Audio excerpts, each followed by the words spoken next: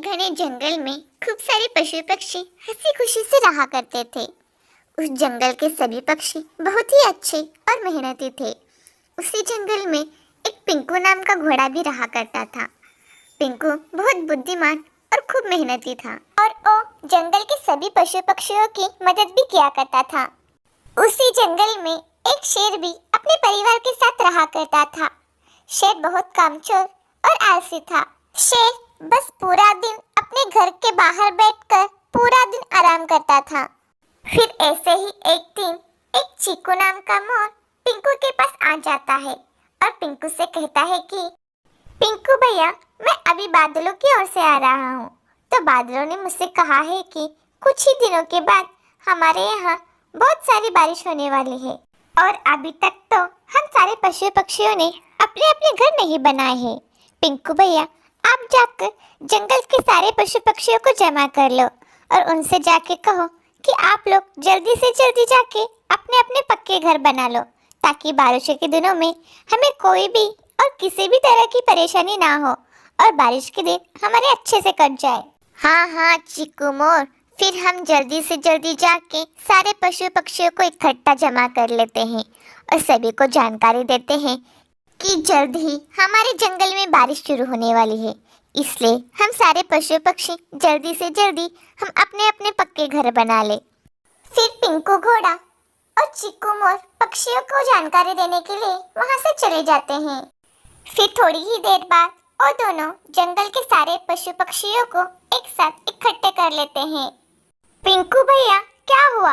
आपने हमें सभी को एक साथ क्यों बुलाया है? मेरे मित्रों, मेरी बात अभी ध्यान से सुनो। हमारा मित्र चीकू मोर कुछ ही देर पहले बादलों के यहाँ से आया है। बादलों ने चीकू मोर से कहा है कि बहुत ही जल्दी हमारे यहाँ जंगल में खूब ज्यादा बारिश होने वाली है और हम सभी ने तो अपने अपने पक्के घर तो अभी तक नहीं बनाए हैं। मैंने तो आपसे सिर्फ यहाँ पे यही कहने के लिए बुलाया है कि हम सभी बारिश के पहले पहले ही अपने अपने पक्के घर बना लेते हैं। हाँ पिंकू भैया, आप सही बता रहे हो। हमें सभी को अपने अपने पक्के घर बना लेने चाहिए। तो अब फिर चलो मित्र, हम सब मिलकर अपनी अपनी लकड़ियाँ जमा कर लेते हैं और उन लकड़ियों से अपने अपने घर बना लेंगे। बाप रे, इस जंगल में कितनी बारिशें होती है।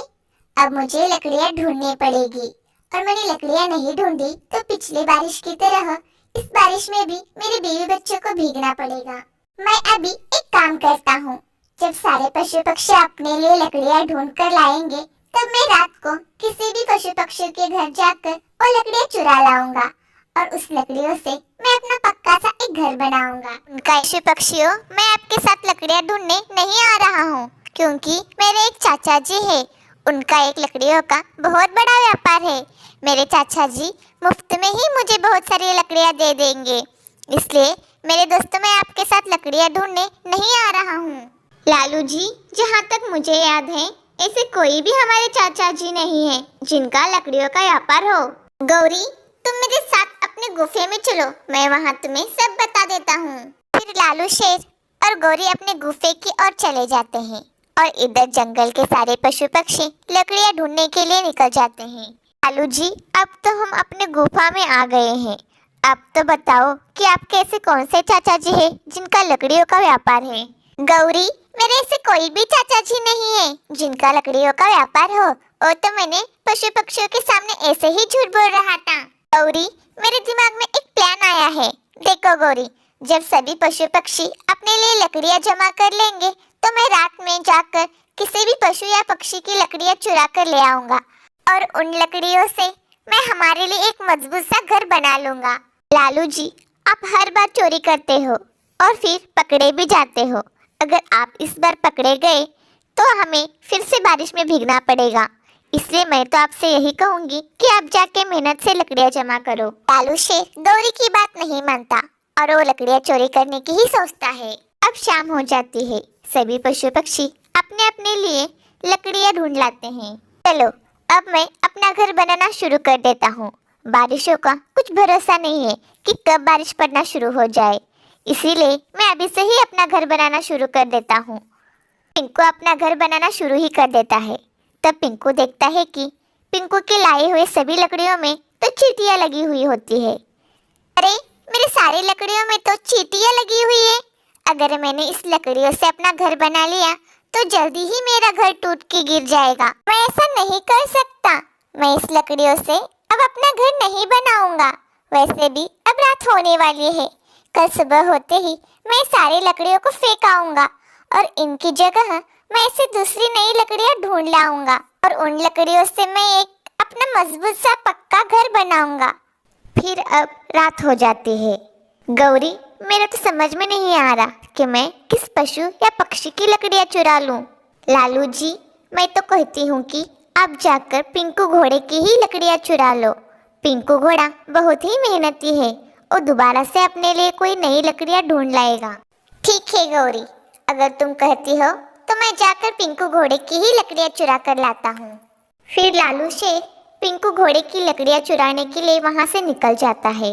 देवा, पिंकू ने तो खूब सारी लकड़ियां जमा कर ली है। इन लकड़ियों से तो मैं अपना पक्का बड़ा सा घर बना लूंगा। पिंकू जाग जाए इससे पहले मैं लकड़ियां ले जाता हूँ और कल सुबह मैं अपना पक्का घर बनाना शुरू कर दूंगा। लालू शेर को तो पता ही नहीं था कि पिंकू की लकड़ियों में तो चींटियां लगी हुई है। फिर लालू उन लकड़ियों को लेकर वहां से चला जाता है। फिर अब सुबह हो जाती है। अरे, ये क्या, मेरी लकड़ियां कहाँ चली गई? लगता है रात में तेज हवा की वजह से मेरी लकड़ियां इधर उधर उड़ गई होगी। चलो, कोई बात नहीं। वैसे भी मुझे वो लकड़ियां फेंकनी ही थी। चलो, अब मैं जाता हूँ और अपने के लिए कोई नई लकड़ियां ढूंढ लाता हूँ। गौरी, चलो, अब सुबह हो गई है। इन लकड़ियों में हम अपना पक्का सा घर बनाना शुरू कर देते हैं। फिर लालू और गौरी उन लकड़ियों से अपना घर बनाना शुरू कर देते हैं। फिर दूसरे ही दिन गौरी और लालू ने अपना एक बड़ा सा घर बना लिया होता है। अब तो उस जंगल में सभी पशु पक्षियों ने अपने लिए पक्के से घर बना लिए होते हैं और पिंकू ने भी अपने लिए मजबूत सा घर बना लिया था। लेकिन लालू का घर कभी भी टूट के गिर सकता था क्योंकि चींटियों ने अंदर से लकड़ियों को खा लिया था। फिर दूसरे ही दिन खूब ज्यादा बारिश होना शुरू हो जाती है। अब जंगल के सभी पशु पक्षी अपने अपने घर में बैठे हुए होते हैं और इधर लालू और गौरी भी अपने नए घर में आराम से बैठे हुए होते हैं। देखा गौरी, मैंने तुम्हें इस बारिश से भीगने से बचा लिया है। मैंने कितना पक्का घर बना लिया है और मैंने पिंकू घोड़े की लकड़ियां चोरी कर ली है। एक बात तो अब तक किसी को भी पता नहीं चल पाई। लालू ऐसे ही बड़ी बड़ी बातें कर ही रहा होता है, तभी लालू का घर टूट पड़ता है। लालू जी, आपने ये बनाया है घर? ये घर तो कितना कच्चा बनाया था जो इस बारिश को भी बर्दाश्त नहीं कर सका और टूट गया। गौरी, मैंने तो पक्का बनाया था इस घर को, पर पता नहीं घर इस बारिश की वजह से कैसे टूट गया। लालू जी, आप क्या कह रहे थे कि आप इस साल मुझे बारिश से भीगने नहीं देंगे? आपकी बात पे तो मुझे कभी भी भरोसा करना नहीं चाहिए। अब आप ही इस टूटे फूटे घर पे रहो, मैं चली अपने भाई के घर। फिर गौरी अपने बेटे को लेकर अपने भाई के घर चली जाती है। इस कहानी से हमें यही सीख मिलती है कि चोरी कभी भी नहीं करनी चाहिए।